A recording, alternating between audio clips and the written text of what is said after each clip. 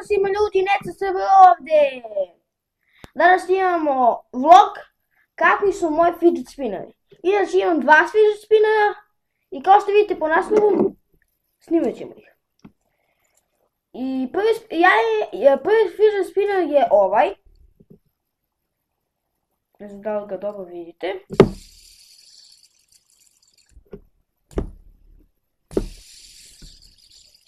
Znači on je prvi fidget spinner.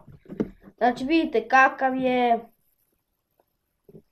Inače, ovo sam kupio na ekskluziji.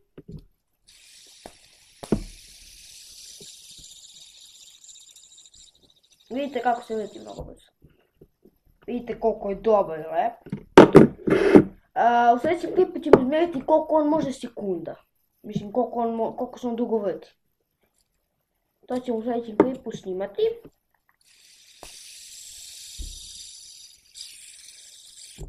Ali inače se mnogo vrti.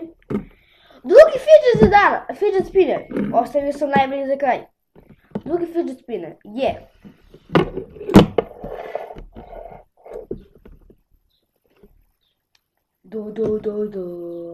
Čekajte. Ja vidite kakav je. Mene se mnogo bio svidio, ja sam ga kupio. On nije toliko brz, vidite. Malo, ali ne znam kako da objasnim, malo je sporiji. Vidite kakav je, znači mnogo lep. Meni se, bukvalno jučer sam ga kupio.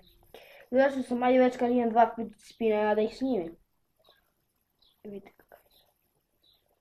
A da vidite vi kako se tako vrti. Evo. To je najbolje što može. Vidite, ali ja sam ga jedanput pre jedno 15 minuta. Ja sam ga toliko jako udario, toliko sam ga zavrtao da bukvalno se okretao u jednom trenutku bio ovako, a u drugom trenutku se okretao ovako sporo, pa stao pa se okrenuo. Znači, znate li koliko dobro. Kao zavrtite fidget spinner i on jedanput samo stane i vrati se u drugu stranu. I to mnogo brzo. Meni se to stvarno mnogo brzo. Vidite, evo, ako hoćete mogu da vam pokažem i neki trikovi, evo vidite. Ovo je prvi trik. A drugi, ovo je prvi trik. Znači, htio sam vam pokazati, u ovom klipu neću vam pokazati ni jedan trik, samo sam ovo htio. Znači, ovo je ovako, ovo nije trik, znači, ovo ništa nije. Samo stavite na jedan prst.